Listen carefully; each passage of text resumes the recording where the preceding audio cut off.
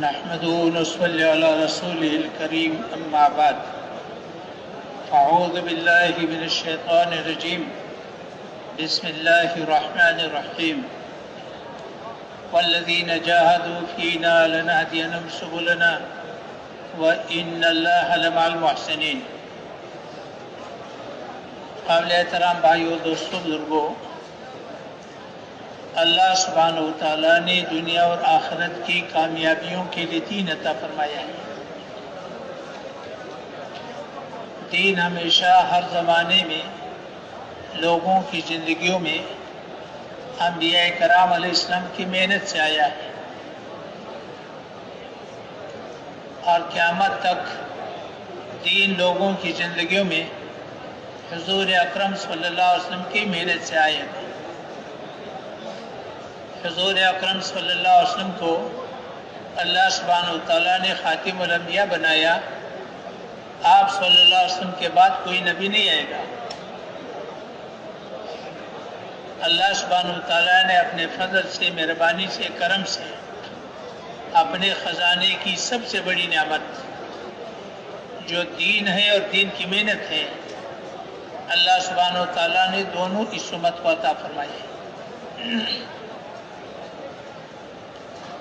اور اس وقت جو ہماری مجلس ہے، ہماری اجتماع ہے، وہ اس بنیاد پر ہے کہ امت اس محنت پر کیسے تیار ہو جائے. امت کو محنت پر تیار کرنا یہ ہمارا موضوع ہے، اس لیے یہ اجتماع ہے. اس لیے کہ محنت ہماری ذمہ داری بھی ہے، یہ محنت ہماری ضرورت بھی ہے. تو ہمارا یہ بیان ایک مذاکرہ ہے. اس کا مذاکرہ ہے کہ محنت کا مقصد کیا ہے اور محنت کیا ہے، اور اس مذاکرے کے ہم بار بار محتاج ہیں، کیونکہ عمومی طور پر یہ وہ مجمع ہے جو اس محنت کو کسی نہ کسی درجے میں لے کر کے چل رہا ہے یا اس محنت کے ساتھ کچھ تعلق رکھتا ہے. اس مذاکرے کے ہم اور آپ سارے محتاج ہیں کہ محنت کا مقصد کیا ہے اور محنت کیا ہے. 4 مہینے لگاؤ، کس لیے لگاؤ؟ چیلا لگاؤ، کیوں لگاؤ؟ 7 مہینے لگاؤ، کس لیے لگاؤ؟ آخر کوئی مقصد بھی تو ہوگا. تو اس لیے میرے محترم بھائی دوستو کو اس بات کو ہم دیکھیں، محنت کا مقصد کیا ہے. سادہ الفاظ میں عرض کروں، محنت کا مقصد وہ دین ہے جو اللہ سبحانہ و تعالیٰ نے اپنے خزانے سے انسانوں کے پاس دنیا اور آخرت کی کامیابیوں کے لیے بھیجا ہے، جس پر چل کر دنیا اور آخرت کی کامیابیاں ملتی ہیں اور جس پر چل کر دنیا اور آخرت کی مصیبتوں سے حفاظت ہے. اور یہ دین اللہ سبحانہ و تعالیٰ نے محبت کی بنیاد پر بھیجا ہے. انسان کے ساتھ اللہ سبحانہ و تعالیٰ کی محبت ہے، تعلق ہے. دین محبت کی بنیاد پر دیا گیا ہے. میرے محترم بھائی دوستو، اللہ سبحانہ و تعالیٰ وہ ذات ہے جو ہمارا خالق ہے، ساری مخلوقات کا خالق ہے، اکیلا ہے، تنہا ہے. اللہ سبحانہ تعالیٰ کو کوئی وزیر نہیں، کوئی مشیر نہیں، کوئی مقابل نہیں، کوئی مثال نہیں، کوئی ثانی نہیں. اللہ سبحانہ تعالیٰ اکیلا ہے اور اللہ سبحانہ تعالیٰ وہ ذات ہے جو ساری مخلوقات کا خالق ہے. اپنے ایک امر سے ساری مخلوقات کو وجود عطا فرمایا، اور مخلوقات کو پیدا کرنے کے لیے اللہ سبحانہ تعالیٰ کو کچھ نہیں کرنا پڑا. اللہ سبحانہ تعالیٰ نے ارادہ کر دیا، مخلوقات وجود میں آ گئی. اور پھر ایک ایسا وقت آ جائے گا، اللہ سبحانہ تعالیٰ ارادہ فرما دیں گے مخلوقات کو ختم کرنے کا، ایک امر سے ساری مخلوقات کو ختم کر دے گا.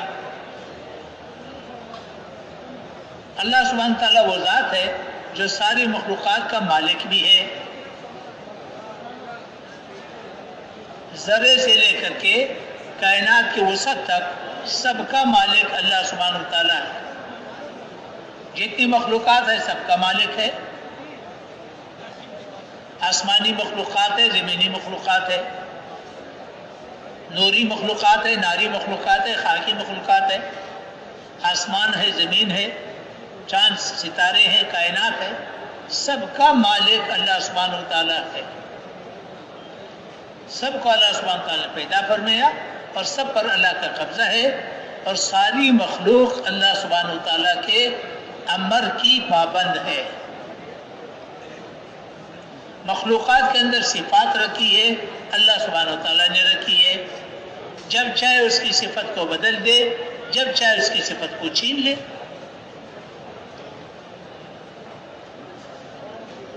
مخلوق سے وہ نہیں ہوگا جو مخلوق چاہے، مخلوق سے وہ ہوگا جو اللہ چاہے. اس لیے کہ مخلوق اللہ سبحانہ تعالیٰ کے امر کی پابند ہے، اور اللہ سبحانہ تعالیٰ وہ ذات ہے جو ساری مخلوقات کا رب ہے. رب وہ ذات ہے جو تمام مخلوقات کی ضرورتوں کو پورا کرنے والا ہے. ہر مخلوق کی ضرورت کو پورا کرنے والا اللہ سبحانہ وتعالیٰ ہے. اور اللہ سبحانہ تعالیٰ وہ ذات ہے جو ساری مخلوقات کا رب ہے اور عالم و خبیر ہے، ہر مخلوق کی ضرورت کو جاننے والا ہے. اندر کی ضرورتوں کو بھی جاننے والا، باہر کی ضرورتوں کو بھی جاننے والا، موجودہ ضرورتوں کو بھی جاننے والا، آنے والی ضرورتوں کو بھی جاننے والا، اور تمام ضرورتوں کو پورا کرنے پر قدرت رکھنے والا. اللہ سبحانہ تعالیٰ بہت بڑا ہے. اللہ سبحانہ تعالیٰ اپنے تمام صفات میں کامل ہے. خالق ہے، بہت بڑا خالق ہے. مالک ہے، ذرے ذرے کا مالک ہے. رب ہے، بہت بڑا رب ہے. علیم ہے، ایک ایک ذرے کا اس کو علم ہے. ہر صفت میں بڑا ہے اور ہر صفت میں اللہ سبحانہ تعالیٰ صمد ہے. کسی مخلوق کا محتاج نہیں ہے، کسی لحاظ سے کسی مخلوق کا محتاج نہیں ہے. اس اللہ سبحانہ وتعالیٰ نے ساری مخلوقات میں انسان کو چنا ہے. اس انسان کو اپنے لیے بنایا ہے، اس انسان کو اپنا خلیفہ بنایا، تمام فرشتوں کو اس کے سامنے سجدہ کرایا، اور مخلوق کو اس انسان کی خدمت پہ لگایا. تھوڑی سی نگاہ اٹھا کر کے دیکھو، ساری مخلوق اس کی خدمت پہ لگی ہوئی ہے. سورج ہے، چاند ہے، زمین ہے، ستارے ہیں، پہاڑ ہے، ہوائیں ہیں، ساری اس انسان کی خدمت پہ لگی ہوئی ہے. کوئی مخلوق اس کی خدمت سے انکار نہیں کر سکتا.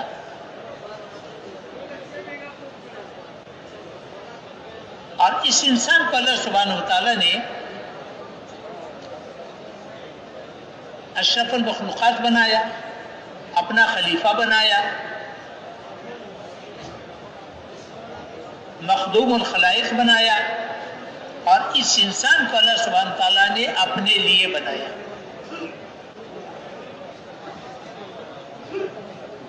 کہ انسان اللہ سبحانہ تعالیٰ کا درباری ہے، اللہ سبحانہ تعالیٰ کا نشین ہے. ہمیشہ انسان اللہ سبحانہ تعالیٰ کے پاس رہے گا. اللہ سبحانہ تعالیٰ کی ذات ہمیشہ کے لیے ہے کہ انسان ہمیشہ اللہ سبحانہ تعالیٰ کے پاس رہے گا. اس لیے مرنے پر اس کی زندگی ختم نہیں ہوگی، اس کی نئی زندگی شروع ہو جائے گی. زندگی کے مختلف مراحل ہیں، مختلف قسم کے مراحل سے گزرتے گزرتے آخر میں اللہ سبحانہ تعالیٰ تک پہنچ جائے گا. تو میرے محترم سے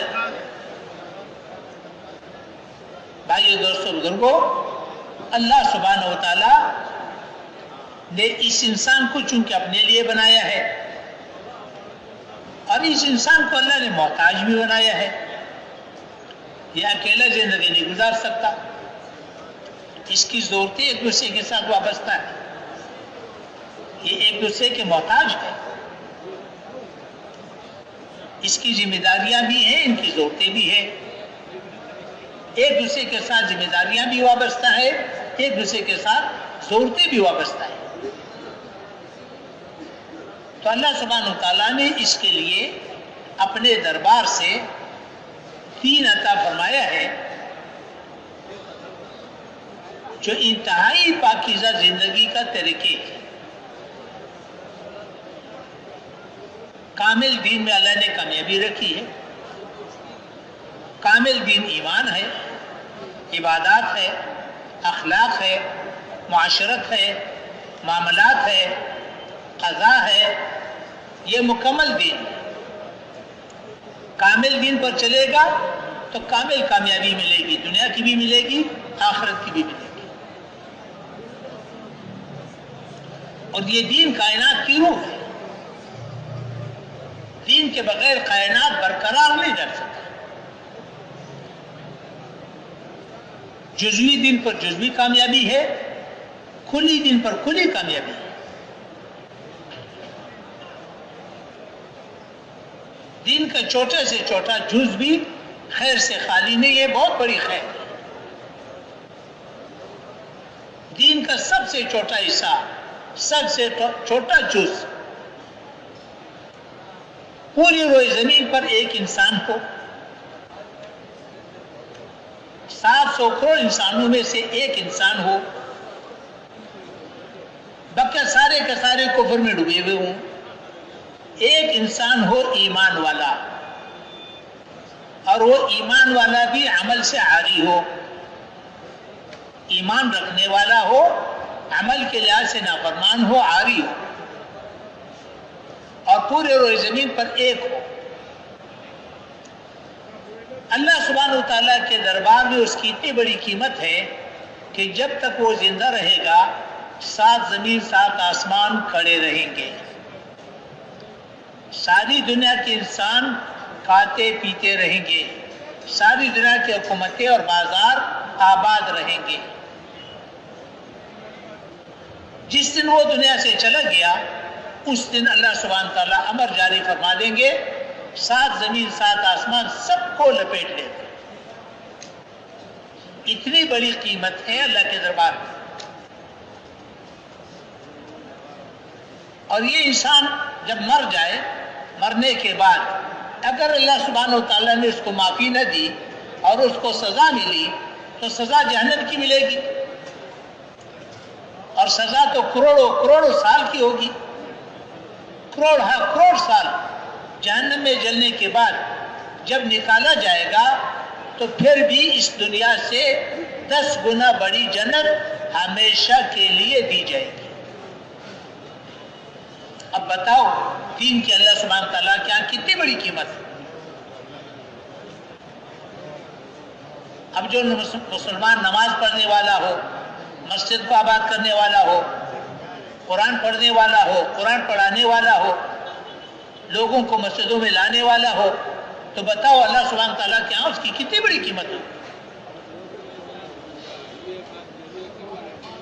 تو دین کائنات کی روح ہے، جب تک دین موجود ہوگا کائنات قائم رہے گی۔ جس دن دین نہ رہا اللہ سبحانہ تعالیٰ سارے کائنات کو لپیٹ لے گا۔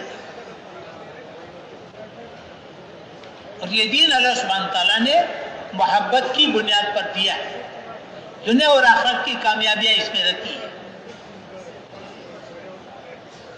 دین پر چلے گا دنیا بھی بنے گی، آخرت بھی بنے گی۔ دین پر نہیں چلے گا تو اللہ کا کوئی نقصان نہیں کر سکتا۔ البتہ دین پر چلنے کا اللہ سبحانہ تعالیٰ نے بندے کو اختیار کیا ہے،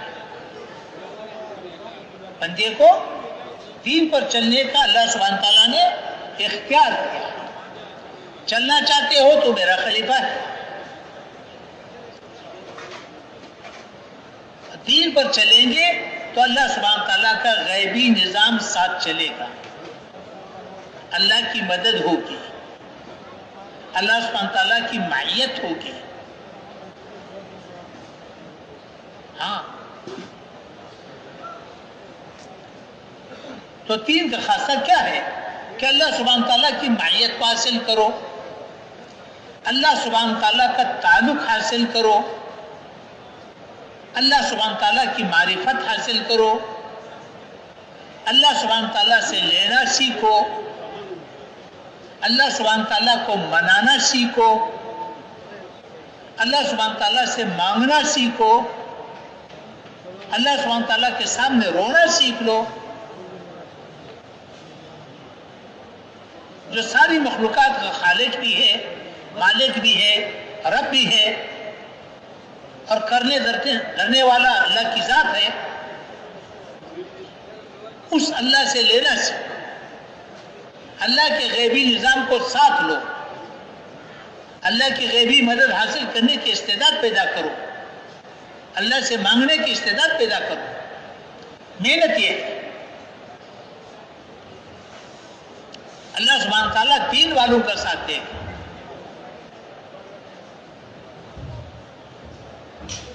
تو دین ہماری ضرورت ہے, بنیادی ضرورت ہے. جب دینی زندگی وجود میں آتی ہے میرے محترم بھائی دوستوں کو, تو پھر اللہ کا غیبی نظام ساتھ ہوگا. اللہ سبحانہ تعالیٰ رحمتوں کی بارش کرے گا, برکتوں کو نازل کرے گا. آسمان کی برکتیں نازل ہوں گی, زمین کی برکتیں ظاہر ہوں گی.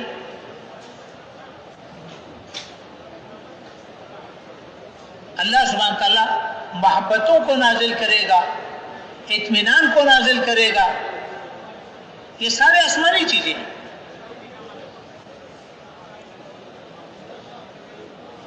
جب رحمتوں کا نزول ہوگا, رحمتیں نازل ہوں گی, تو یہ دلوں پر نازل ہوتی ہیں. ہر انسان کے دل کے اندر دو قسم کے جذبات پائے جاتے ہیں, خیر کے جذبے بھی ہے, شر کے جذبے بھی ہے. ہر انسان کے دل کے اندر خیر کے جذبے بھی پائے جاتے ہیں, شر کے جذبے بھی پائے جاتے ہیں. جب رحمتیں نازل ہوتی رہتی ہے تو خیر کے جذبوں کی پرورش ہوگی, شر کے جذبے دبتے رہیں گے. ہمدردی, خیر خواہی, امانت داری, دیانت داری, یہ سارے خیر کے جذبے ابھرتے رہیں گے. کینہ, حسد, بغض, ظلم, خیانت, یہ شر کے جذبے دبتے رہیں گے.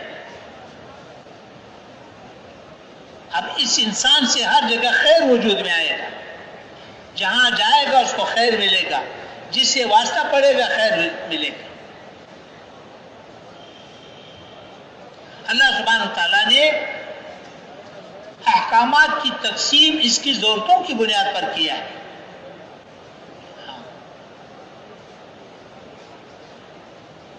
والدین اولاد کے محتاج, اولاد والدین کے محتاج, بیوی خاوند کے محتاج, خاوند بیوی کے محتاج, پڑوسی پڑوسی کے محتاج, بازار والے کے محتاج, تھانے اسپتال والے کے محتاج, گلکار کا محتاج, کاشتکار کا محتاج, زنتکار کا محتاج. قدم قدم پر یہ انسان محتاج. اللہ سبحانہ تعالیٰ نے احکامات کی تقسیم ایسے ہی کیا ہے. جب خیر کے جذبے ہوں گے تو ایک دوسرے کو خیر ملے گی. ایک کی ضرورت دوسرے کی ذمہ داری, ایک کی ضرورت دوسرے کی ذمہ داری, ایک کی ضرورت دوسرے کی ذمہ داری. جب ایمان کی بنیاد پر زندگی اٹھائی جائے گی تو اللہ کی غیبی مدد ساتھ چلے گی. اللہ سبحانہ تعالیٰ حکمرانوں کو عادل بنا دے گا, رحمدل بنا دے گا, خیرخواہ بنا دے گا. حکومت ایسے لوگوں کو عطا کرے گا جو خیرخواہ, رحمدل ہوں, عادل ہوں. مال ایسے لوگوں کو عطا کرے گا جو لوگوں پر خرچ کرے. ایسے رحمدل, ہمدرد, خیرخواہ لوگوں کو اللہ مال عطا کرے. اس سارے غیبی نظام کا تعلق دین کے ساتھ ہے.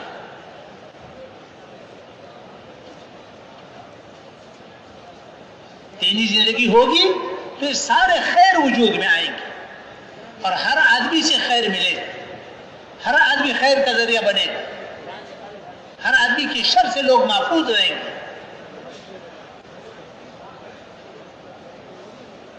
تو یہ دین ہماری ضرورت ہے، بنیادی ضرورت ہے. ماننے والوں کی بھی ضرورت ہے، نہ ماننے والوں کی بھی ضرورت ہے، جو دین کو مٹا رہے ان کی بھی ضرورت ہے. ساری خیریں وجود میں آئیں گی.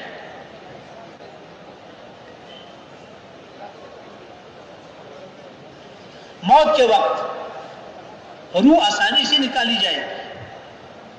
ہاں، قبر کی روشنی تو اس کو ملے گی جو دین پر چلے، قبر کی تنگی سے وہ بچے گا جو دین پر چلے.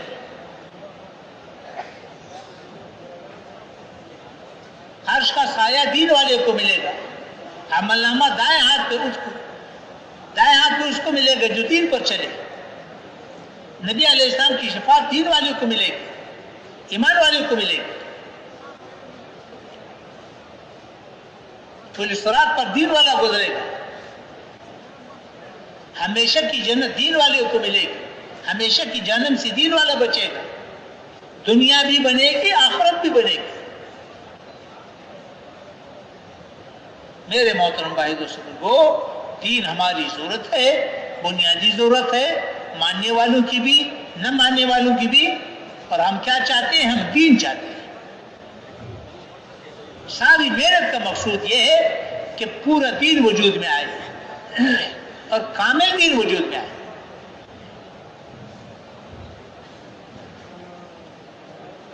ایمان، عبادات، اخلاق، معاشرت، معاملات، قضا، کامل دین وجود میں آ جائے.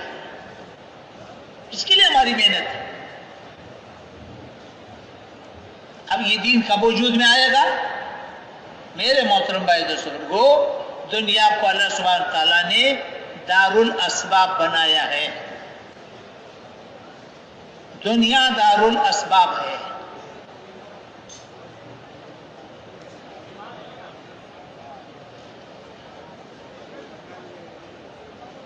کاش کی محنت ہوگی تو غلے ملیں گے، شادی ہوگی تو اولاد ملے گی. ہمارے روزانہ کا مشاہدہ ہے، اسباب کو ہم روزانہ دیکھ رہے ہیں، استعمال کر رہے ہیں، اختیار کر رہے ہیں.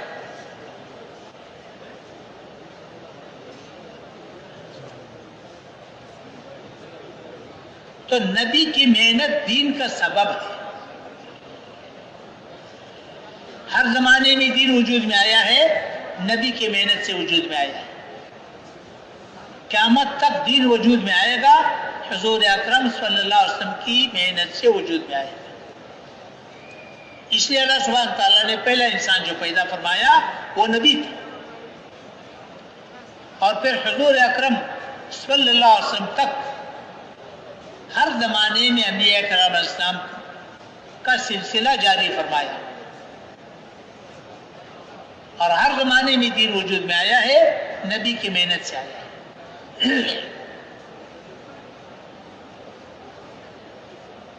تو میرے محترم بھائی دوستو، دین تو نبی علیہ السلام کی محنت سے وجود میں آئے گا.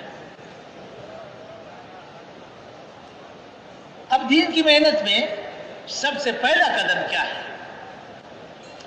سب سے پہلا قدم تو ذمہ داری کا احساس ہے. ایک ہے دین کا کام کرنا. دین کا کام کرنا تو بہت وسیع میدان ہے. جو مسجد کا جھاڑو دے گا اس کی بخشش یقینی ہے، جو مسجد میں اذان دے گا اس کی بخشش یقینی ہے، نماز پڑھے گا، نماز پڑھائے گا، اس کی بخشش یقینی ہے. لیکن سوال تو اس بات کا ہے کہ پورا دین وجود میں آئے، پورے عالم میں وجود میں آئے، آنے والی نسلوں میں وجود میں آئے. اس بنیاد پر محنت کا کرنا.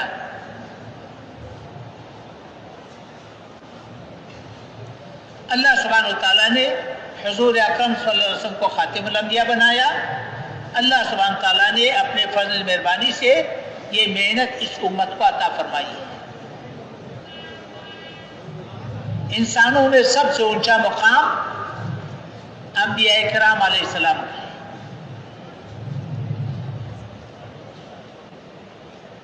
تو سب سے بڑا کام انبیاء کرام علیہ السلام کا. بڑے آدمی کو ہمیشہ بڑا کام دیا جاتا ہے, بڑا کام ہمیشہ بڑے آدمی کو دیا جاتا ہے.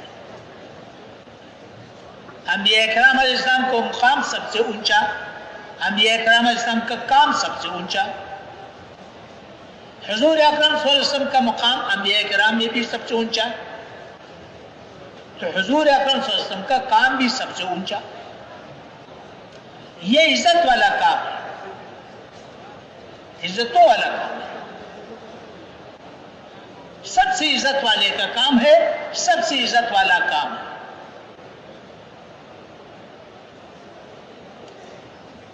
تو محنت کو سب سے پہلے ذمہ داری کے ساتھ کہ نبی علیہ السلام کے بعد کوئی نبی نہیں آئے گا, اب پورا دین امانت ہے, پورے عالم کی امانت ہے, آنے والی نسلوں کی امانت ہے, یہ ہمارا ذمہ ہے اور یہ ختم نبوت کا تقاضا ہے. قرون اولیٰ میں امت کا جو پہلا طبقہ تھا, صحابہ کرام, تابعین, تبع تابعین, اس زمانے میں ہر مسلمان مرد عورت ختم نبوت کا مطلب یہ سمجھتا تھا, سمجھانا نہیں پڑتا تھا, ہر مسلمان سمجھتا تھا کہ پورا دین امانت ہے, پورے عالم کی امانت ہے, آنے والی نسلوں کی امانت ہے, اور یہ دین انسانی ضرورت ہے, بنیادی ضرورت ہے. لہذا سارے عالم تک دین پہنچانا یہ میری ذمہ داری ہے, یہ میری ذمہ داری ہے. ہر مسلمان اس کو اپنی ذمہ داری سمجھتا ہے. پورا دین امانت, پورے عالم کی امانت, آنے والی نسلوں کی امانت, اور یہ میرے ذمہ ہے. چونکہ ہر انسان دین کا محتاج ہے, لہذا ہر انسان تک دین پہنچانا یہ میری ذمہ داری ہے.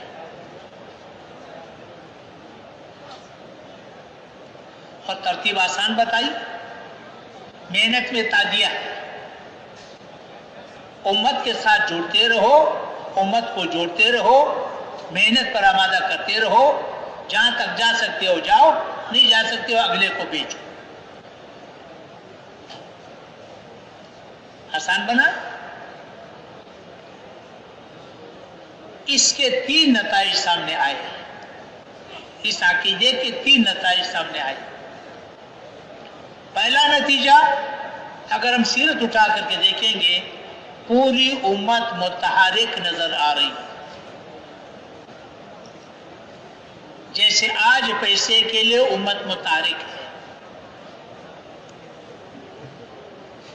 پیسہ کماؤ, صبح اٹھ کر کے دیکھو لوگ بھاگ رہے ہیں, پیدل والے, سواریوں والے, چھوٹی سواریوں والے, بڑی سواریوں والے, منڈیوں کی طرف, دفتروں کی طرف, کارخانوں کی طرف, کھیتوں کی طرف, شہروں بازاروں کی طرف, ملکوں کی طرف بھاگ رہے, پیسہ کماؤ. نہ گرمی کو دیکھے, نہ سردی کو دیکھے, نہ بارش کو دیکھے, نہ بیماری کو دیکھے, نہ جوان بیوی کو دیکھے, نہ چھوٹے بچوں کو دیکھے, نہ بوڑھے والدین کو دیکھے, بھاگو پیسہ کماؤ. پوری امت متحرک نظر آ رہی. ایسا ہی اس زمانے میں پوری امت دین کے محنت کے لیے متحرک تھی, کوئی چیز رکاوٹ نہیں بنتی تھی. نہ بیوی رکاوٹ, نہ بچے رکاوٹ, نہ جنازہ رکاوٹ, نہ شادی رکاوٹ, نہ غربت رکاوٹ, نہ بے کسی رکاوٹ, کوئی چیز رکاوٹ نہیں بنتی. پوری امت متحرک رہی, اور ایسی متحرک رہی کہ انسان دیکھ کے حیران رہتا ہے. ایسے دن بھی آئے ہیں کہ مسجد نبوی میں اذان دینے والا بالغ مرد کوئی نہیں تھا, سب کے سب. مشہور روایت کے مطابق نبی علیہ السلام کے ساتھ حج کے موقع پر کوئی 1.25 لاکھ کے قریب صحابہ کرام موجود تھے. یہ تو وہ تھے جو حج پر موجود تھے. اب اس کے علاوہ بھی صحابہ کرام ہوں گے جو حج پہ نہ آ سکے یا مختلف تشکیلوں پر گئے ہوں. ساری تعداد کو سامنے رکھا جائے، حجاز مقدس میں 10,000 12,000 سے زیادہ کی قبریں نہیں ملیں گی. 10-12,000 کی قبریں مکہ معظمہ مدینہ منورہ میں ملیں گی. باقی سارے کے سارے وہ ہیں جو گئے ہیں کبھی بھی واپس نہیں آئے. وہ 10-12,000 بھی متارک رہے، وہیں بیٹھے بیٹھے موت نہیں آئی، وہ بھی متارک رہے، لیکن مقدر کی موت وہیں پر آ گئی. یہاں تک روایات ملتی ہے، ایک صحابی کا قول بڑوں سے ہم نے سنا ہے، وہ فرماتے تھے کہ صدیق اکبر رضی اللہ عنہ کی وفات تک اگر کسی کا موت گھر پہ آ جاتی تو ہم شک میں پڑ جاتے، پتہ نہیں یہ کیسے مسلمان ہے کہ جس کی موت گھر پر آ گئی. فرمایا جب نبی علیہ السلام، جب صدیق اکبر رضی اللہ عنہ کی وفات گھر پر ہوگی پھر ہمیں اطمینان ہوا کہ نہیں، ایمان والے کی موت بھی گھر پہ آ سکتی ہے. ایسی امت متارک. پہلا نتیجہ. دوسرا نتیجہ یہ سامنے آیا کہ آباد دنیا جو اس زمانے میں تھی تقریباً 80-100 سال کے اندر آباد دنیا کی 60-70% اسلام میں داخل ہو گئی، دین پہنچ گیا. مراکش سے لے کر کے چین تک، پاکستان سے لے کر کے روس کے وسط تک، یورپ کے وسط تک، مغربی یورپ کے کچھ علاقے، جنوبی افریقہ کے کچھ ممالک اور ادھر سے ہندوستان کے علاقے چند ایک رہ گئے. باقی سارے کے سارے اسلام میں داخل ہو گئے اور آج تک اسلام پر چل رہے. تیسرا نتیجہ، 1000 سال تک پوری دنیا مسلمانوں کی نگاہ کو دیکھ کر کے چل رہی تھی. مسلمانوں کے راستے میں کوئی رکاوٹ نہیں بن سکتا تھا. یہ نتیجہ کس کا نکلا؟ ختم نبوت کی اس عقیدے کا کہ نبی علیہ السلام خاتم الانبیاء ہے، آپ کے بعد کوئی نبی نہیں آئے گا، دین انسانی ضرورت ہے اور دین پہنچانا ذمہ داری ہے. پورا دین امانت ہے، پورے عالم کی امانت ہے، آنے والی نسلوں کی امانت ہے اور یہ میرے ذمہ ہے.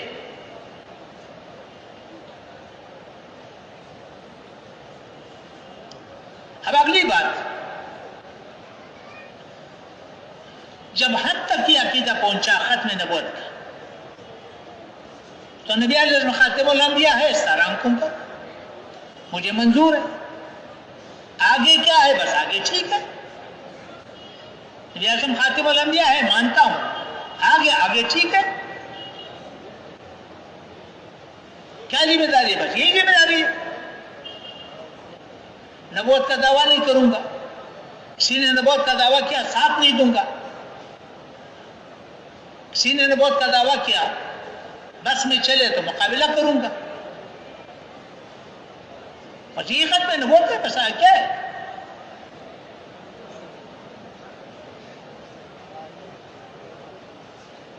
ایک تہائی انسانی آبادی کفر میں ڈوبی ہے، کس کے ذمہ ہے؟ تو میرے محترم بھائی دوستوں کو ختم نبوت کا جو عقیدہ ہے، اس کے ساتھ ختم نبوت کے بارے میں امت سے 2 غلطیاں ہوئی، 2 کوتاہیاں ہوئی. غلطی کو میں نہیں کہوں، کوتاہیاں ہوئی، 2 کوتاہیاں ہوئی. پہلی کوتاہی یہ ہوئی کہ پورا عالم کو ذمہ نہ سمجھا. پورا عالم ذمہ نہ سمجھا. جو آدمی جہاں پر دین کا کام کر رہا ہے اس کو کل سمجھنا ہے، جتنا بھی کر رہا ہے اس کو کل سمجھنا ہے۔ آگے امت کس کے ذمہ ہے؟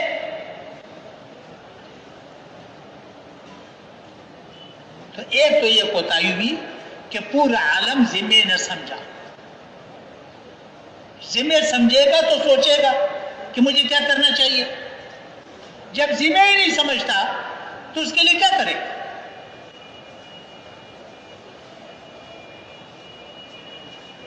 اور دوسری کوتاہی یہ ہوئی کہ جو امانت ہمارے پاس ہے پورا دین، آیا وہ امانت ہمارے پاس محفوظ رہا یا ہمارے ہاتھ سے بھی نکل گیا؟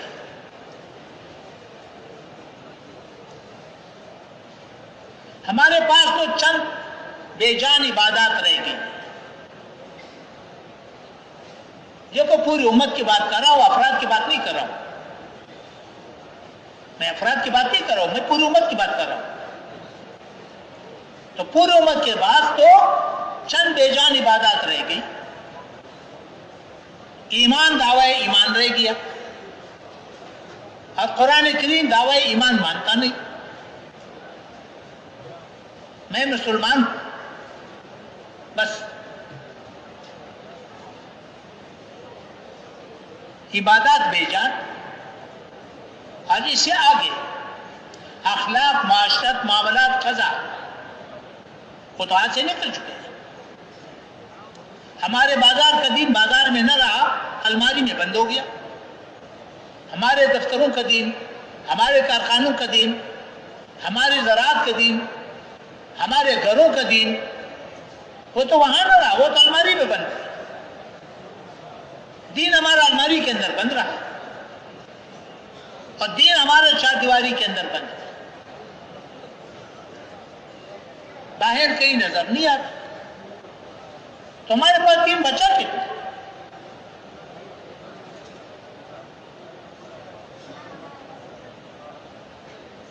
اب اگر ہم پہنچانا بھی چاہیں تو دین تو ہمارے ہاتھ سے نکل چکا ہے۔ اگر ہم پشیمان بھی ہو جائے کہ بھئی دین پہنچانے کی ضرورت ہے، سارے عالم کی امانت ہے، ہم پہنچائیں گے، وہ تو ہمارے ہاتھ سے نکل چکا ہے۔ تو اس لیے ہماری اس وقت کی جو محنت ہے وہ تبلیغ نہیں ہے۔ یہ تبلیغ کے لفظ نے لوگوں کو اچھے خاصی مشکل میں ڈالا ہے، علماء کو بھی مشکل میں ڈالا ہے۔ تبلیغ کی تو اپنی صفات ہوتی ہے، تبلیغ کا تو اپنا مقام ہوتا ہے۔ تبلیغ تو ابھی تک شروع نہیں ہوا ہے۔ تبلیغ تو وہ کرے گا جس کے پاس کامل دین ہو، جس کے پاس پورا دین، ساری دنیا کو دکھائے گا کہ کامل دین ہے، مجھے کامیابی مل گئی تمہیں بھی مل جائے گی۔ میرے بھائی دوستوں بزرگوں، اس وقت تو تبلیغ کی بھرتی ہو رہی ہے، تبلیغ کی تیاری ہو رہی ہے۔ تیاری کیا ہے کہ اللہ کے راستے میں نکل کر کے دینی زندگی پہلے خود حاصل کرو، دینی زندگی ملے گی تو دینی زندگی کی تبلیغ ہوگی۔ تو میں یہ کر رہا تھا کہ ختم نبوت کے ساتھ یہ دو کوتاہیاں ہوئی۔ پہلی کوتاہی کہ دین کو امانت نہ سمجھا، دوسری کوتاہی کہ جو امانت دین تھا وہ ہمارے ہاتھ سے بھی نکل چکا ہے۔ اس کا احساس پیدا ہو جائے۔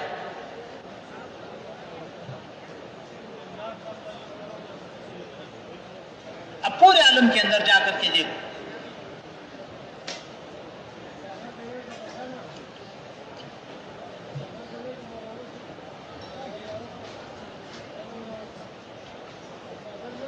دو تہائی انسانی آبادی کفر میں ڈوبی ہوئی ہے، ان کو کون اپنے ذمہ سمجھتا ہے؟ جب اپنے ذمہ سمجھتا نہیں ہے تو ختم نبوت کا کیا مطلب؟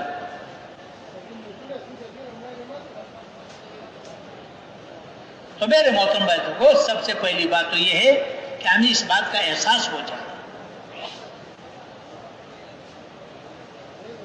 تو اللہ کے راستے میں نکل کر کے کیا کرنا ہے؟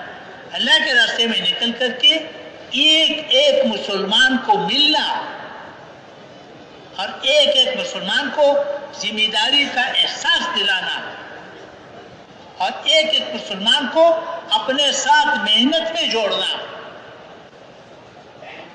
جہاں تک خود جا سکتے وہاں خود جانا، جہاں تک نہیں جا سکتے اگلے کو بھیج دینا. حضرت جی مولانا الیاس رحمۃ اللہ علیہ نے اسی بنیاد پر امت کو متحرک کیا.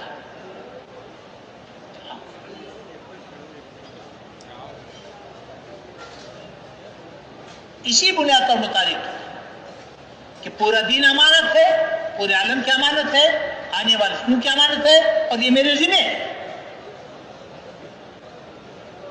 جہاں خود جا سکتے ہو خود جاؤ، نہیں جا سکتے ہو اگلے کو بھیجو.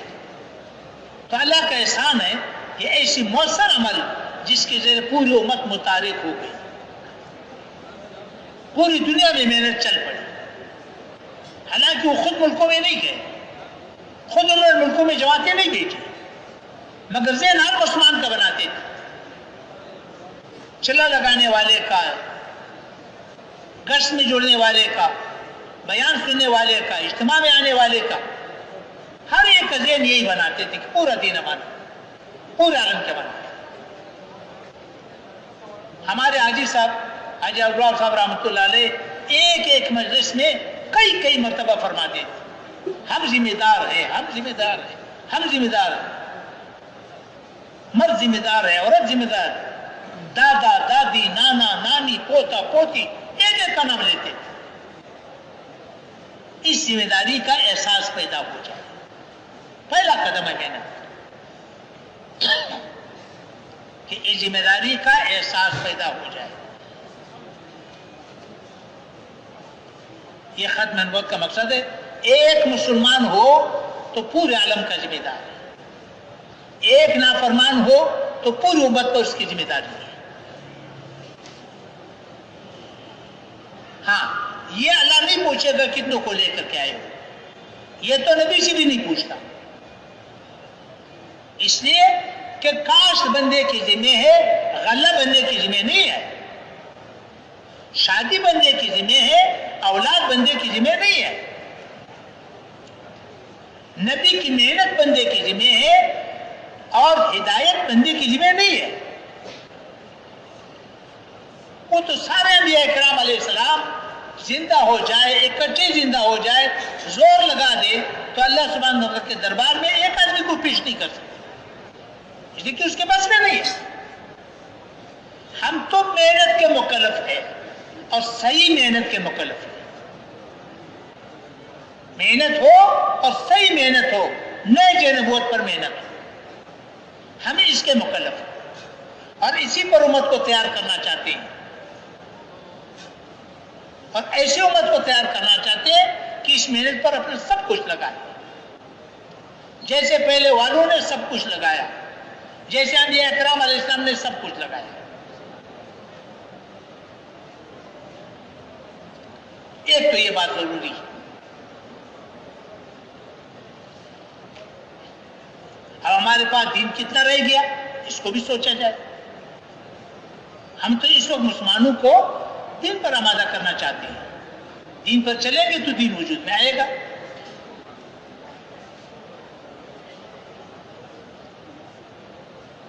اور اگلی گزارش ہے میرے محترم بھائی دوستوں کو،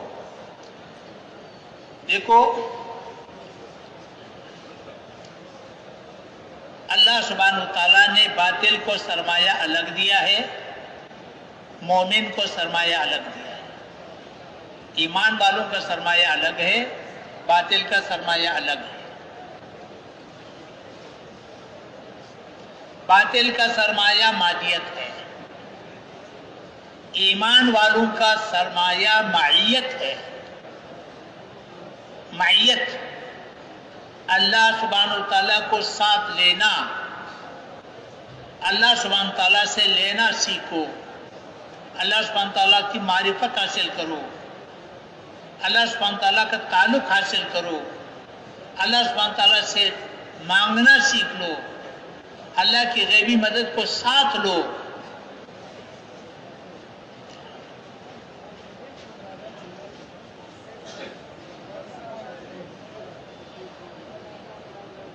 تو معیت موقوف ہے صفات پر. اللہ سبحانہ تعالیٰ مومنین کے ساتھ ہے, اللہ سبحانہ تعالیٰ صابرین کے ساتھ ہے, متقین کے ساتھ ہے, محسنین کے ساتھ,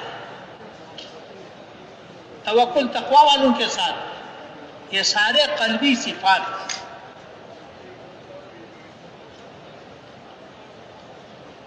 نبی کو نبوت ملی, اس لیے انبیاء اکرام علیہ السلام کو اللہ سبحانہ تعالیٰ نے مادی نقشے نہیں دیے. نبی کا سرمایہ تو اللہ کا ساتھ ہونا ہے, مادی نقشے دیے نہیں. انبیاء اکرام علیہ السلام کو مادی نقشے نہیں دیے.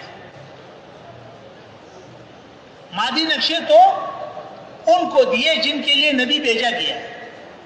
فرعون, نمرود, قارون, حامان, قمیار, قوم سبا, ان کو مادی نقشے دیے. نبی کو بے کس اور بے بس بھیجا, کوئی مادی نقشہ دیا نہیں.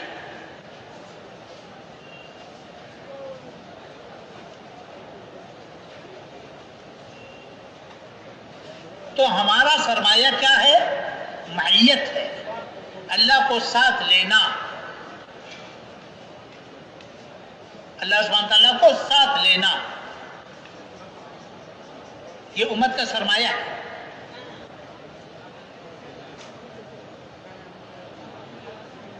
اب ان صفات کو حاصل کرنے کے لیے نبی کو تو اللہ نے نبوت دی. نبوت جو ہے نا وہ تو آسمانی ہے, نبوت تو وحدی ہے, انتخابی ہے. اللہ نے نبی کا انتخاب کیا, بیوی کو بٹھا دیا, سر میں آگے جا کر کے یا تو راستہ پوچھ لوں گا یا آگ لے کر کیا جاؤں گا. اللہ نے نبوت جولی میں ڈال دی, نبوت بھی دے دی, معیت بھی دے دی. جاؤ فرعون کے ساتھ, میں تیرے ساتھ. ہر نبی کو نبوت ملی, کامل نبوت ملی, اور اس کے ساتھ کامل معیت بھی ملی. اور اللہ کی مدد کے بغیر دین کا کام کرنا, یہ گاڑی نہیں چلے گی. دنیا کا سب سے بڑا حادثہ ہوگا کہ نبی کی محنت ہو اور مادی بنیادوں پر ہو اور اللہ کی مدد ساتھ نہ ہو. یہ دنیا کا سب سے بڑا حادثہ ہوگا. اب نبی کو اللہ نے نبوت دی, معیت کی صفات دے دیے. امت کو اللہ نے وہی محنت نبی علیہ السلام کے ذریعے دی, معیت کی صفات نہیں دیے. اب امت کیا کرے؟ یہ غور کرنے کی بات ہے. امت کا راستہ کیا ہوگا؟ کیونکہ اللہ کی مدد کے بغیر تو یہ گاڑی چلے گی نہیں.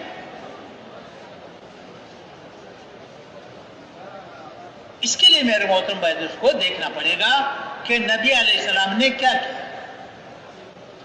نبی علیہ السلام نے محنت کہاں سے شروع کی؟ سیرت کی طرف جانا پڑے گا. نبی علیہ السلام کی محنت کے ہمیشہ 4 مرحلے, ان مرحلوں کو سمجھنا پڑے گا. سب سے پہلا مرحلہ تربیت ہے.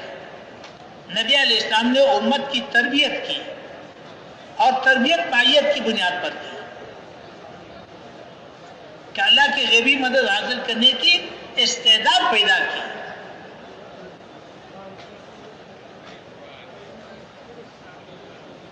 جو بھی کلمہ پڑھتا اس کو دعوت پہ ڈالتا. پہلا عمل دعوت ہے. جو بھی کلمہ پڑھتا اس کو دعوت پہ ڈالتا. دعوت دو, مار کھاؤ, ہاتھ مت اٹھاؤ, مقابلہ مت کرو, شکایت بھی مت کرو. ہر نبی نے دعوت دی, ہر نبی کا پہلا عمل دعوت ہے. اے لوگوں, اللہ کو راضی کرو. اللہ بہت بڑا ہے. اللہ کے کمالات, احسانات, کارنامے, اختیارات لوگوں کو بیان کرتے تھے. اللہ راضی ہوگا تو 7 زمین 7 آسمان تمہارا کچھ نہیں بگاڑ سکیں گے. اگر اللہ ناراض ہو گیا, 7 زمین 7 آسمان پر بھی تم نے قبضہ کر لیا تو اللہ کی پکڑ سے نہیں بچ سکو گے. اے لوگوں, میں اللہ کا نبی ہوں, میں تمہارے پاس ایک زندگی لے کر کے آیا ہوں، پاکیزہ زندگی، جس پر چل کر اللہ تک تم پہنچ جاؤ گے۔ وہ پاکیزہ زندگی میں لے کر کے آیا ہوں، اس پر چل کر کے اللہ راضی ہو جائے گا تو سات زمین سات آسمان تمہارا کچھ نہیں بگاڑ سکیں گے۔ اگر نبی کا زندگی تمہارے ہاتھ سے نکل گئی تو اللہ ناراض ہو جائے گا، سات زمین سات آسمان تمہیں اللہ کے پکڑ سے نہیں بچا سکے۔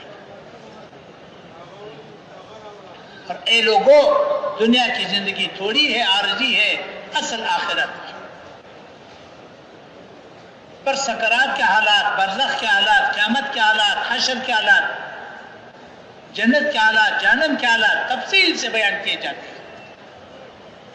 ہر نبی کی دعوت، تو نبی علیہ السلام نے امت کو دعوت پہ ڈالا، دعوت دو، مار کھاؤ، ہاتھ مت اٹھاؤ، مقابلہ مت کرو، شکایت بھی مت کرو، ہمدرد بن کے جاؤ، خیر خواہ بن کے جاؤ، بے غرض بن کر کے جاؤ، نرمی سے دعوت دو، امانت داری سے دعوت دو۔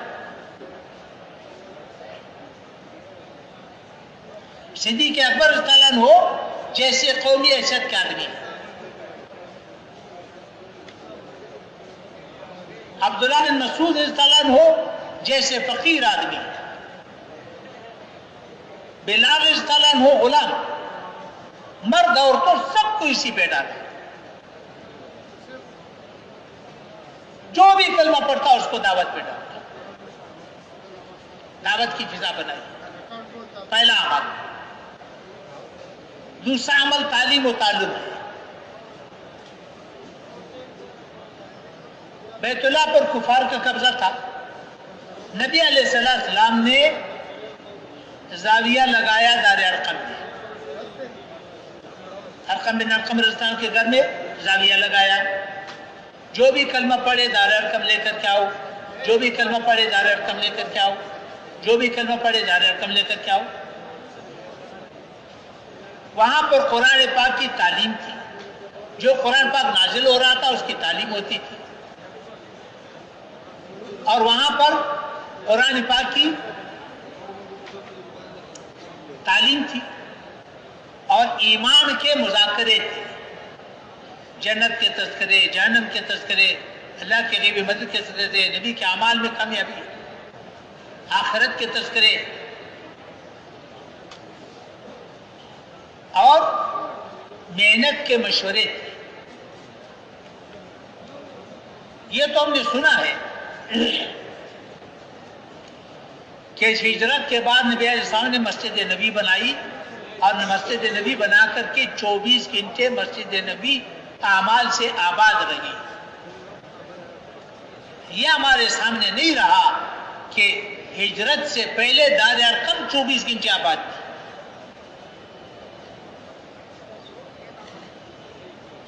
دار ارقم بھی 24 گھنٹے آباد تھی۔ جب صدیق اکبر صلی اللہ علیہ وسلم کو کفار نے مارا، بے ہوش کر دیا، مشہور واقعہ، گھر لے کر کے آئے، رات کو ہوش آئی، کھانا کھا لو کہ نہیں مجھے نبی علیہ السلام کے پاس لے کے جاؤ، ابھی تو لوگ پھر رہے، خطرہ ہے۔ انتظار کیا، آخری رات میں لے کے گئے، کہاں لے کے گئے؟ دار ارقم لے کے گئے۔ دار ارقم میں نبی علیہ السلام بھی موجود تھے، صحابہ کرام بھی موجود تھے، رات کا آخری حصہ تک کیا کر رہے تھے؟ یہ تو سیرت میں نکالنے کی چیزیں جس سے محنت سمجھ میں آئی۔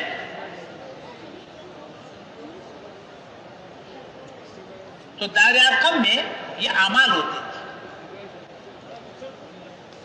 اور تیسرا عمل عبادت تھی، تہجد کی نماز فرض تھی، تہجد کی نماز فرض تھی۔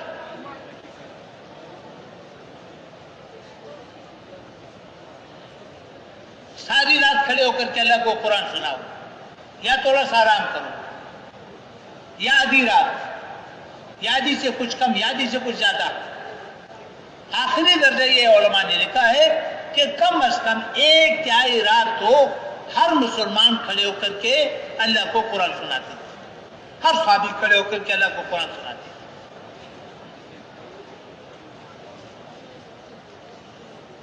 اپنی ضرورتوں کو قربان کرتے تھے، لوگوں کی ضرورتوں کو پورا کرتے تھے. یہ وہ اعمال ہے جن اعمال کی پابندیوں کے ساتھ کرنے سے زبان کا کلمہ دل میں اترے گا. اللہ سبحانہ و تعالیٰ کی غیبی مدد حاصل کرنے کی استعداد پیدا ہوگی.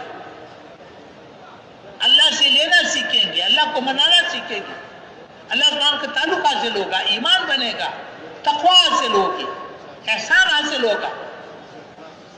وہ صفات، جن صفات پر اللہ کی مدد آتی ہے، جس پر معیت ساتھ ہوتی ہے، وہ صفات ان اعمال سے پیدا ہوں گے. اس لیے نبی علیہ السلام نے اس کا اہتمام اتنا کیا کہ 13 سال پوری سیرت میں ان 4 اعمال کے علاوہ اور کوئی امر آپ کو نہیں ملے گا. یہی اعمال تھے. باقی جتنے عوامر رہے بعد میں آئے.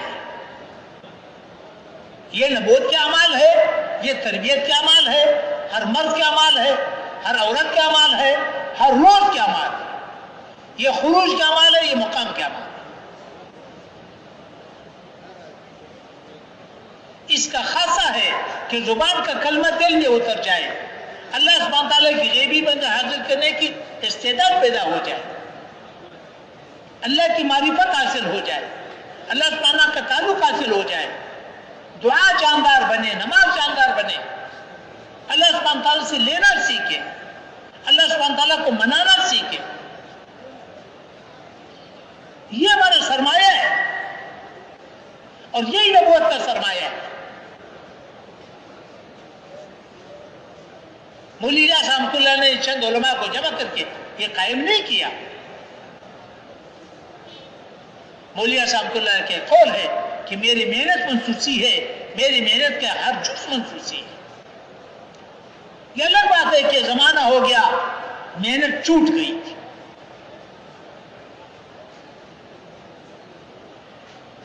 بقول مفتی کفایت اللہ صاحب رحمۃ اللہ علیہ کے، بھائی محنت پرانی ہے، نئی نہیں، آسان ہے، مشکل نہیں ہے. محنت پرانی ہے صحابہ کرام کی، نئی نہیں ہے، آسان ہے، مشکل نہیں ہے، لیکن رواج میں نہیں. جو چیز رواج میں نہ ہو وہ مشکل نظر آتی ہے، اگرچہ آسان ہے. جو چیز رواج میں ہو وہ آسان نظر آتی ہے، اگرچہ مشکل. پھر اس پر انہوں نے ولیمہ کی مثال دی.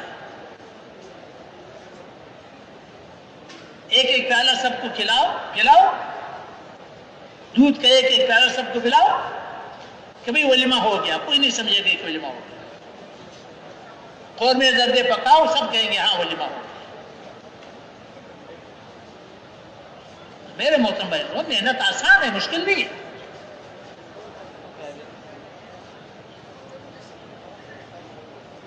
تو نبی علیہ السلام نے امت کو سب سے پہلے ان اعمال پہ ڈالا جو استعدادی اعمال ہے. یہ محنت کا پہلا مرحلہ ہے، تربیت. پھر اس کے بعد دوسرا مرحلہ آتا ہے. دوسرا مرحلہ پھر تبلیغ. تبلیغ آسان. نبی علیہ السلام نے ہجرت فرمائی.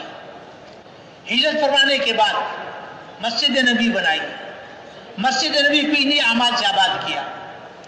پھر اس کے بعد جماعتیں بھیجی، چھوٹی جماعتیں بھی بھیجی ہے، بڑی جماعتیں بھی بھیجی ہے. چند آدمی کی جماعت بھی بھیجی ہے، 10 کی جماعت، 100 کی جماعت، 300 کی جماعت، 3000 کی جماعت، 30,000 کی جماعت. خود بھی تشریف لے گئے، صحابہ کرام کو بھیجا. چند دنوں کے لیے بھی گئے، کئی مہینوں کے لیے بھی بھیجی. مقاتلے بھی ہوئے، بغیر مقاتلے کو بھی آئے. ان جماعتوں کی نقل و حرکت سے دین پھیلنا شروع ہوا، لوگ اسلام میں داخل ہونے شروع ہو گئے. پھر حکم تھا کہ ان کو مسجد نبی لے کر کے آؤ. پھر مسجد نبی لے کر کے آتے تھے. اب مسجد نبی لا کر کے وہاں پر افراد بھی آئے، وفود بھی آئے، قافلے بھی آئے.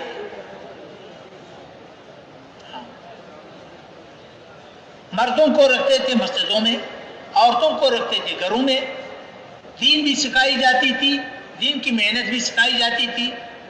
15 دن کے بعد ان کو اپنے وطن روانہ کرتے تھے. اگر اطمینان نہ ہوتا تو چند دن اور روک لیتے تھے. یہ ساری سیرت میں ملتی ہے.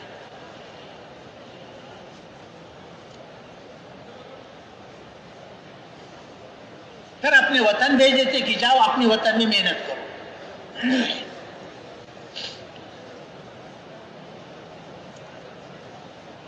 اب اس میں 3 خصوصیتیں تھیں، 3 خصوصیات. مسجد نبی 24 گھنٹے آباد تھی. ایک تو خصوصیت یہ تھی کہ کمائی 1/3 پر آ گئی. مسجد کو الگ وقت دیا، خروج کو الگ وقت دیا. بقول علی مولانا یوسف رحمۃ اللہ علیہ کا اگر حساب لگائے، نبی علیہ السلام نے 10 سال کے اندر 100 سے زیادہ جماعتیں بھیجی. حضرت مولانا یوسف رحمۃ اللہ کا تحقیق ہے کہ 150 سے زیادہ جماعتیں بھیجی. ہر صحابی کے حصے میں 4 مہینے 5 مہینے تو خروج کے آ گئے. تو کمائی گھٹ گئی. اور مسجد کو الگ وقت دیا. حضرت عمر صاحب کو مشہور قول ہے، اپنے ساتھی کو تجارت والے کو کہا کہ 1 دن تو مسجد میں رہو، 1 دن میں مسجد میں رہوں. مسجد 24 گھنٹے آباد تھی. یہ جو تہجد کی اذان ہوتی ہے، حضرت مولانا یوسف رحمۃ اللہ علیہ کا قول ہے کہ یہ تہجد کی اذان نہیں ہے، یہ اذان آدھی رات کو ہوتی تھی. جو گھروں کے صحابہ اکرام تھے وہ مسجد میں آتے تھے، جو مسجد میں آنے والے تھے وہ گھروں کو چلے جاتے تھے. مسجد کو کسی وقت خالی نہیں چھوڑا جاتا تھا، دن کو بھی رات کو بھی. تو مسجد کو بھی وقت دیا، خروج کو بھی وقت دیا، کمائی 1/3 پر آ گئی. اور خروج کا حال یہ تھا کہ ہر حال میں نکلو. انفروا خفافا وثقالا. خروج کے لحاظ سے نہ جنازہ رکاوٹ بنا، نہ شادی رکاوٹ بنی، نہ تنہائی رکاوٹ بنی، نہ جوانی رکاوٹ بنی، نہ بڑھاپا رکاوٹ بنا، نہ کمائی رکاوٹ بنی، نہ بجائی کٹائی رکاوٹ بنی، نہ گرمی سردی رکاوٹ بنی. ہر حال میں نکلو.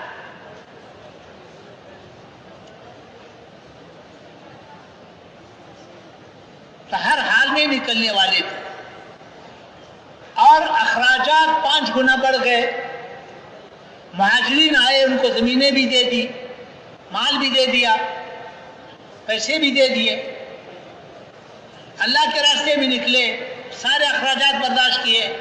جو نادار نکلے ان کے اخراجات برداشت کیے. مہمان آئے، مہمانوں کو کھانے کھلائے. کوئی 2 کو لے کر کے جا رہا ہے، کوئی 3 کو لے کر کے جا رہا ہے، کوئی 1 کو لے کر کے جا رہا ہے، کوئی 10 کو لے کر کے جا رہا ہے. سعد بن عبادہ رستان کے دسترخوان پر 80 آدمی کھانا کھاتے تھے.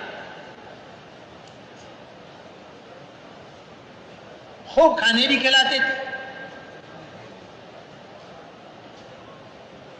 تو نتیجہ کیا نکلا؟ کمائی گھٹ گئی 1/3 پر، اخراجات 5 گنا بڑھ گئے. مہمان آئے، مہمانوں کو کھلایا، واپسی پر ہدیے دیے. 2 گھر مہینے گھروں میں فاقے پڑ، گھروں میں آگ نہیں جلی، پیٹ پر پتھر باندھنے لگے، گھروں میں فاقے پڑ گئے. دیکھو میں نبی علیہ السلام کی محنت راز کر رہا ہوں کہ محنت کی کیا نقشہ ہے. حضرت مولانا یوسف رحمۃ اللہ علیہ کے قول ہے، بڑوں سے سنا ہے، فرمایا کہ دین تو زندہ ہوگا جان مال کی قربانیوں سے. کیسے زندہ ہوگا؟ جان مال کی قربانیوں سے. ایک جملے کا اضافہ کیا جس کے لیے ہم تیار نہیں ہیں. دین تو زندہ ہوگا جان مال کی قربانیوں سے فاقوں کے ساتھ، پھر تو دین وجود میں آئے گا. محنت کا صحیح نقشہ تاکہ ہم یہ طے کریں اس وقت ہم کہاں پر کھڑے ہیں.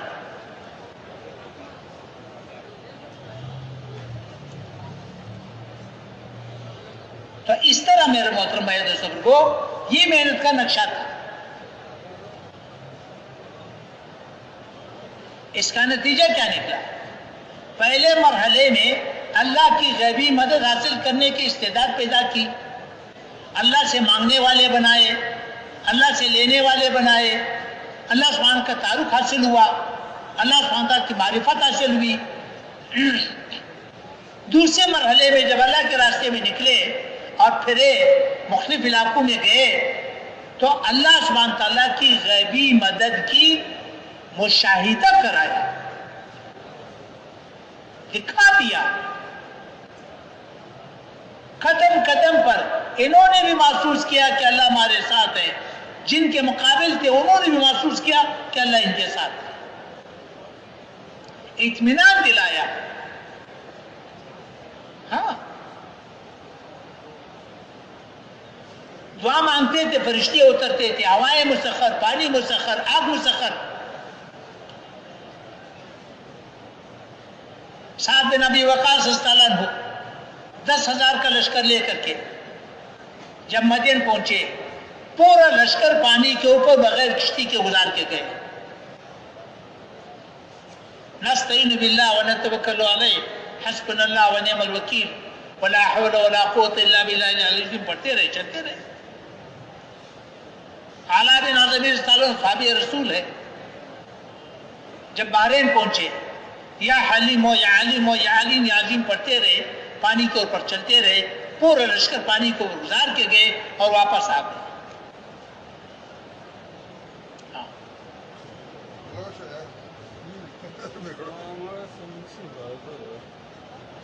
ابو مسلم خولانی رحمۃ اللہ علیہ پورا قافلہ دریا دجلہ پر بغیر کشتی کے گزار کے گئے. قتیبہ مسلم رحمۃ اللہ علیہ دریا آمو پر پورا لشکر بغیر کشتی کے گزار کے گئے. دریا آمو افغانستان میں تاجکستان اور افغانستان کے درمیان دریا ہے. حضرت تقی عثمانی مدد اللہ علی نے یہ واقعہ لکھا ہے کہ پورا لشکر گزار کے آئے بغیر کشتی کے. سمپل واقعہ ہے.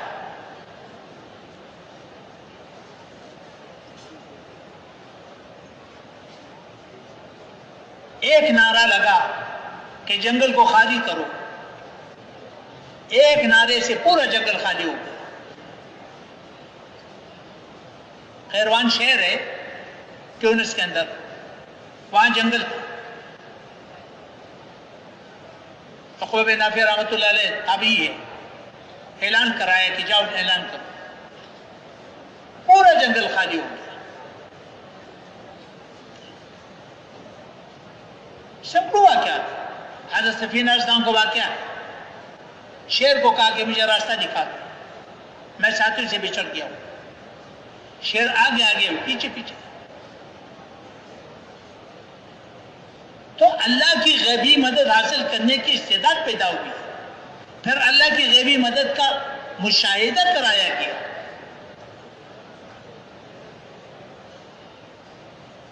اطمینان دلایا کہ میں ہر میدان میں تیرے ساتھ ہوں، تمہارے ساتھ ہوں. پھر تبلیغ آسان، زندگی ہو، ایک مجموعہ ہو جس کے ساتھ پورا دین ہو، ایمان، عبادات، اخلاق، معاشرت، معاملات، قضا، بے شک ہزاروں کا مجمع ہو، لیکن یہ صفات ہو، پورا دین ساتھ ہو اور معیت کی صفات ساتھ ہو. پھر تبلیغ آسان ہے. ساری دنیا کو دکھاؤ. اس کے اندر کشش ہے، پھر کشش پیدا ہوگی. لوگ دوڑیں گے، آئیں گے، اسلام کو قبول کریں گے، دین کو قبول کریں گے، فوج در فوج آئیں گے. ورأيت الناس يدخلون في دين الله فجأة. تو تیسرا مرحلہ کیا ہوگا؟ باطل جاگ جائے گا، ہوشیار ہو جائے گا، لوگوں کو روکنے کی کوشش کرے گا. بقول حضرت مولانا یوسف رحمۃ اللہ علیہ کی چھال چلائیں گے، چھال نہیں چلے گی، بے بس ہو جائیں گے، روک نہیں سکیں گے، بے بس ہو جائیں گے. اس مرحلے کا نام نصرت الہیہ ہے.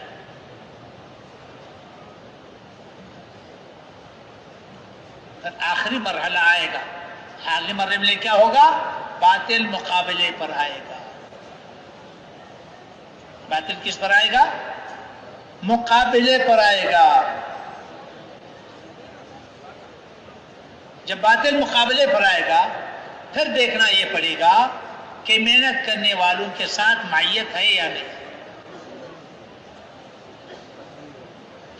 اگر خدا نخواستہ ہم نے ان اعمال معیت کو سرمایہ نہ سمجھا، معیت کو مقصد نہ سمجھا، اور معیت کو ان اعمال پر موقوف نہ سمجھا، یا ان اعمال کو پابندیوں کے ساتھ نہ کیا، معیت کی صفات حاصل نہ ہوئی، تو ہم دھوکے میں پڑے.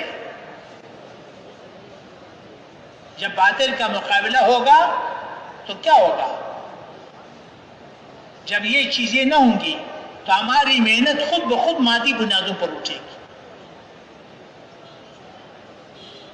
محنت کرنے والے خود اپنے آپ کو مادیت کا محتاج سمجھیں گے. محنت کرنے والوں کو کچھ نظر نہیں آئے گا، اندھیرا رہے گا، ایک عرصہ گزرے گا، کچھ نظر نہیں آیا تو کیا کرے گا؟ سب سے پہلے تردد پیدا ہو جائے گا، پتہ نہیں یہ راستہ ٹھیک بھی ہے یا نہیں، شک میں پڑ جائے گا، تردد آ جائے گا، پھر تثاقل آ جائے گا، عمل میں جی نہیں لگے گا، جی نہیں چاہے گا عمل، پھر چھوڑ کر کے بھاگ جائے گا. اور اگر جم گیا تو پھر کیا ہوگا؟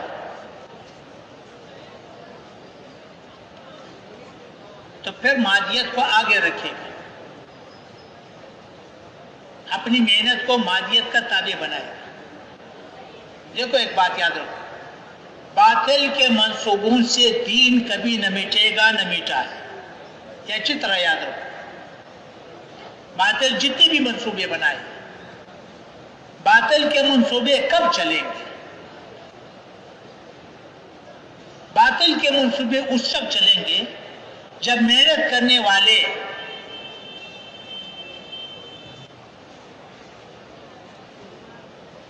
دنیا کو آگے رکھے، محنت کو اس کے پیچھے ڈالتے.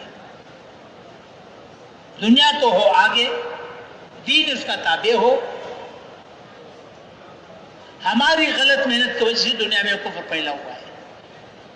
غلط محنت یہ ہے کہ دنیا آگے ہے، دین اس کے پیچھے ہے. جب کام کرنے والے اس طرح چلیں گے تو پھر باطل کا مقابلہ نہیں کر سکیں گے، پھر باطل کے منصوبے چلیں گے. اور اگر صحیح محنت کرنے والے ہوں، معیت کو حاصل کیا، پھر جب مقابلہ پڑے گا تو پھر مقابلہ معیت کے ساتھ پڑے گا. معیت اللہ کی طاقت ہے. پھر سارا باطل مکڑی کا جالا بنے گا. یہ ہمارے اوپر ہے کہ ہم محنت کس انداز سے کر رہے ہیں. اللہ کو ساتھ دینے کو مقصد بنایا کہ نہیں بنایا؟ اللہ سے لینا سیکھا ہے کہ نہیں سیکھا؟ یا سیکھنے کا ارادہ کیا کہ نہیں کیا؟ تو دیکھنا یہ پڑے گا کہ مقابلہ معیت کے ساتھ ہے یا مادیت کے ساتھ ہے. اگر مقابلہ مادیت کے ساتھ ہوگا، جس کی مادیت زیادہ ہوگی وہ جیت جائے گا، جس کے پاس مادیت تھوڑی ہے وہ مار کھائے گا. اگر مقابلہ معیت کے ساتھ ہوا تو معیت اللہ کی طاقت ہے. اس لیے انبیاء کرام علیہ السلام کو مادی نقشے نہیں. سارا باطل اللہ کے سامنے مکڑی کا جالا ہے، ایک حالانکہ اصول ہے، ضابطے ہیں۔ قرآن پاک نے باطل کو توڑنے کی 3 شکلیں بتائی۔ قرآن پاک نے باطل کے توڑنے کی 3 شکلیں بتائی ہیں۔ پہلی شکل یہ ہے کہ محنت کرتے کرتے اللہ پاک ایک ہوا چلا دے گا، ایسی ہوا چلے گی لوگوں کے اندر دین داخل ہو جائے گا۔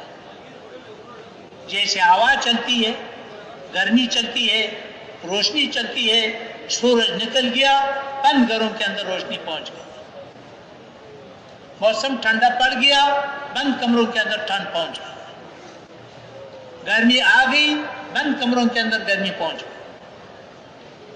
ایسی اللہ سبحانہ وتعالیٰ ایک ہوا چلا دے گا، لوگوں کو ہدایت مل جائے گی۔ اللہ کے لیے کوئی مشکل نہیں ہے۔ یونس علیہ السلام کی پوری امت کو اللہ نے اکٹھی ہدایت دی، آج بھی دے سکتے۔ دوسری شکل قرآن کریم نے بیان کی ہے کہ اللہ براہ راست کارروائی کرے، پہلے بھی کیا، کسی پر پتھر برسائے، کسی پر آگ برسائے، کسی پر زمین پٹایا، کسی پر فرشتہ بھیجا، کسی پر ہوا بھیجی، آج بھی کر سکتا ہے۔ اور تیسری شکل یہ ہے کہ کمزور کے ذریعے سے قوت والے کو توڑ کے دکھا دے۔ طالوت اور جالوت کا واقعہ اسی بنیاد پر سنا ہے۔ اب قرون اولیٰ میں اللہ نے یہی کیا، تھوڑوں کے مقابلے میں زیادہ کو ناکام کیا، سینکڑوں کے مقابلے پر ہزاروں آئے مار کھائی، ہزاروں کے مقابلے میں لاکھوں آئے مار کھائی۔ بدر میں 313 تھے، مقابلے پر 1000 آئے۔ 313 کے پاس 6 زریں تھی، 8 تلواریں تھی، باقی کچھ نہیں، اور ان کے پاس 600 زریں تھی، 1000 تلواریں تھی۔ ایک طرف بیٹا، دوسری طرف باپ، قبلہ ہو گیا، اللہ نے کر کے دکھایا۔ خندق کے موقع پر 900 یا 1400 کے مقابلے پر 10,000 آئے، بغیر لڑائی کے اللہ نے بگا دیا۔ موتا میں 3000 کے مقابلے پر 3 لاکھ آئے، قادسیہ میں 10,000 کے مقابلے میں 2.5-3 لاکھ آئے، ناون میں 20,000 کے مقابلے پر 2.5-3 لاکھ آئے۔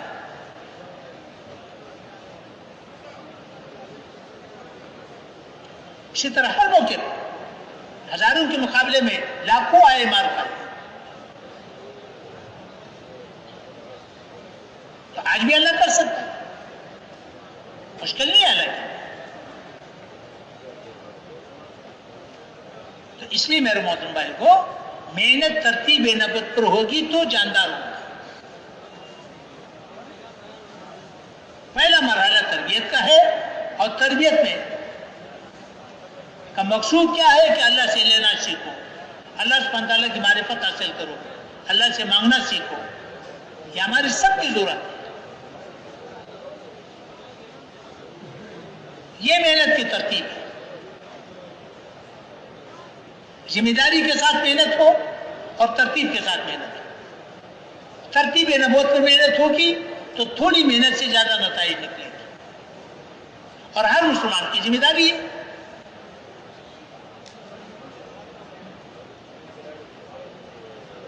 باطل کو ہم نہیں توڑ سکتے، باطل کو اللہ توڑے گا، یاد رکھو۔ باطل کو اللہ 3 شرائط پر توڑے گا، یاد رکھو۔ پہلی شرط باطل کی، تو پہلی شرط کیا ہے؟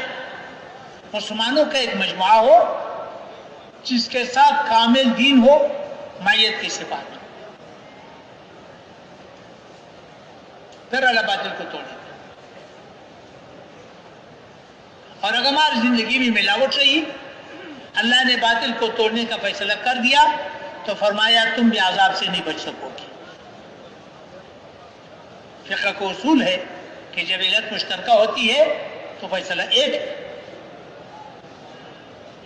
وہ بھی نافرمان، تو بھی نافرمان، تو تم اللہ کے رشتہ دار نہیں ہو کہ اللہ اس کو سزا دے تمہیں چھوڑ دے۔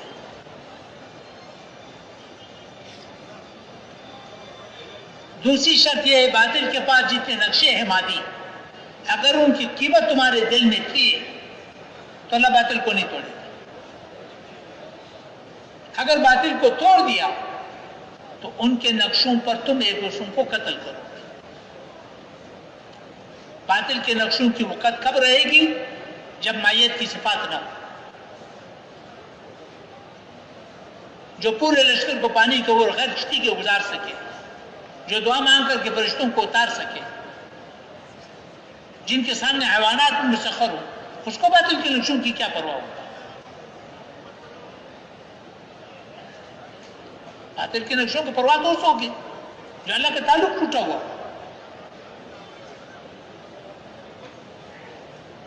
اگر اللہ نے باطل کو توڑ بھی دیا تو پھر تم ان کے نقشوں پر ایک دوسرے کو قتل کرو گے. اور تیسری شرط یہ ہے کہ باطل کے ہدایت کے لیے جب تک بے چین نہیں ہوں گے اللہ باطل کو نہیں توڑے گا. انتخابی ذریعے پر اللہ باطل کو نہیں توڑے گا. دیکھو میں نے آپ حضرات کے سامنے وہ ضابطے عرض کیے کہ ان ضابطوں کی بنیاد پر محنت ہو تب تو جا کر کے نتیجہ نکلے گا.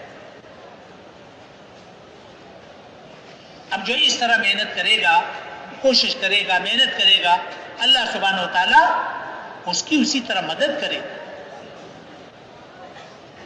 ابھی اتنا دین جو ہے نا بچا ہوا ہے، اتنا دین مٹا ہوا ہے. اب بچے ہوئے دین کی حفاظت لازمی ہے، مٹے ہوئے دین کی اقامت لازمی ہے. ہمارے جتنے بھی دینی نقشے ہیں، جتنے بھی ہمارے دینی شعبے ہیں، وہ سارے کردار اس وقت موقوف ہے طلب والوں پر. بے طلب مت اپنے حال پر.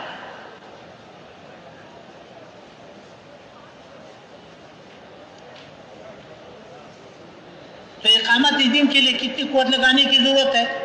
حفاظت دین کے لیے کتنی قوت لگانے کی ضرورت ہے؟ ایک بات یاد رکھو، دیکھو یہ جتنے ہمارے دینی شعبے ہیں، اس کے بارے میں تھوڑی سی وضاحت کروں، بات کو ختم کروں. ہمارے جتنے دینی شعبے ہیں یہ سارے کے سارے شعبے ہمارے ہیں. جتنے دینی شعبے ہیں سب کے سب ہمارے ہیں. اور یہ ہر شعبہ امت کی ضرورت کے لیے بنا ہے. جتنا دین بچا ہوا ہے ان کی برکت سے بچا ہوا ہے. ان شعبوں کا امت پر احسان ہے، بہت بڑا احسان ہے. جتنا دین موجود ہے ان کی برکت سے موجود ہے. اور انہوں نے انتہائی ناموافق حالات میں دین کو تھاما ہوا ہے. انتہائی ناموافق حالات میں انہوں نے دین کو تھاما ہوا ہے، دین کے شعبوں کو تھاما ہوا ہے. ہمیں اس کی قدر کرنی چاہیے، اس کے شکر گزار ہونی چاہیے. جو دین موجود ہے دین کی برکت سے تو موجود ہے. اور یہ شعبے ایک دوسرے کی معاونت کے لیے بنے، اور ان میں سے ایک شعبہ دوسرے کا بدل نہیں بن سکتا. یاد رکھو، کوئی شعبہ دوسرے کا بدل نہیں بن سکتا. ہر شعبہ اپنی جگہ لازم ہے.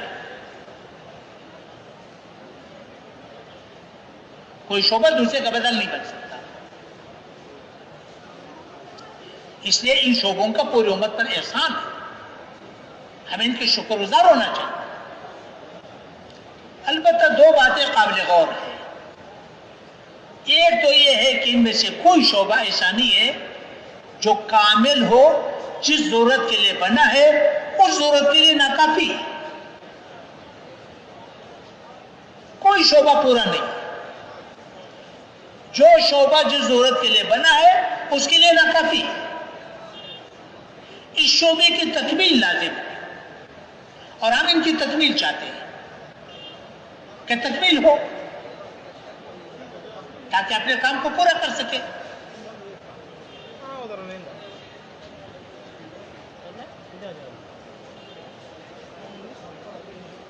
ایک بات.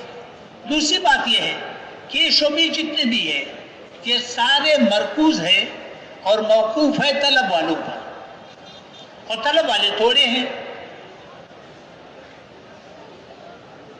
بے طلب امت زیادہ ہے، طلب والے تھوڑے ہیں اور وہ تقسیم ہو گئے، انہی شعبوں میں جڑ گئے، کوئی کسی شعبے میں جڑا ہوا ہے، کوئی کسی شعبے میں جڑا ہوا ہے۔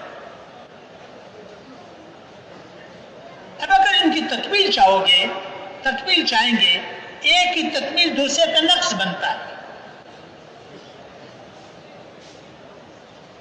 اس کی میں مثال عرض کروں، 10 من سونا ہے، کسی نے برتن بنائے، کسی نے سکے بنائے، کسی نے زیورات بنائے، اور وہ تقسیم ہو گئے۔ ہر ایک کہتا ہے کہ یہ بڑا قیمتی ہے، اور سونے کی ہر چیز قیمتی ہوتی ہے۔ اب سکے والی جب سکے بنائے گا تو کیا کرتا ہے؟ زیورات خرید کر کے پگھلا دیتا ہے، اس میں سے سکے بڑھ جاتے ہیں، لیکن زیورات میں کمی آ جاتی ہے۔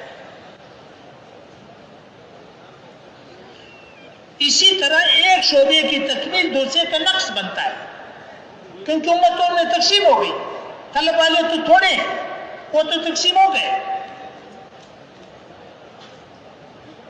اس کا نتیجہ کیا نکلا؟ یہ شعبے ایک دوسرے سے خائف رہتے ہیں، ایک دوسرے سے خوفزدہ رہتے ہیں۔ اس کی تکمیل کا آسان طریقہ یہ ہے کہ سونے کی کان پر محنت ہو۔ بے طلب امت سونے کی کان ہے، وہ پہاڑ ہے، وہ ختم نہیں ہوں گے۔ 10 من سونا سونے کی کان پہ لگاؤ، 500 ٹن سونا نکلے گا۔ اگر 10 من سونا سونے کی کان پہ لگا دیا تو 500 ٹن سونا نکلے گا، سارے شعبوں کی تکمیل ہو جائے گی۔ اس لیے میرے محترم بھائیو، یہ محنت ایک نقشہ ہے جو میں نے عرض کیا۔ اب اس کے لیے جو ایک محنت کو اس ترتیب پر کرے گا، ترتیب نبوت پر محنت ہوگی، تو اللہ اس دین کو وجود عطا کرے گا، اللہ اسی لحاظ سے ہمارا مدد کرے گا۔ اور اللہ جانتا ہے کہ 15ویں صدی کا مسلمان ہے، 15ویں صدی کے مسلمان کی مدد ہم نے بہت تھوڑا کیا، اللہ نے بہت زیادہ ہماری مدد کی۔ یہ ہر محنت کرنے والوں کو نظر آ رہا ہے کہ ہماری محنت بہت تھوڑی ہے، اللہ نے ہماری مدد بہت زیادہ کی ہے اور ابھی بھی کرے گا۔ جو اس محنت کو کرے گا، اللہ سبحانہ تعالیٰ اس کو نور عطا کرے گا، ہدایت کا نور۔ ہدایت کا نور کیا ہے؟ جیسے آج پیسے میں ساری کامیابیاں نظر آ رہی ہے، دین کے اعمال میں اللہ ساری کامیابیاں دکھا دے گا اور ہدایت کا ذریعہ بنے گا۔ کوئی ملکوں کا، کوئی علاقوں کا، کوئی قوموں کا، کوئی ہزاروں کا، کوئی لاکھوں کا ذریعہ بنے گا۔ اور اللہ سبحانہ و تعالیٰ ان کی مدد کرے گا، نصرت کرے گا، حفاظت کرے گا، تربیت کرے گا۔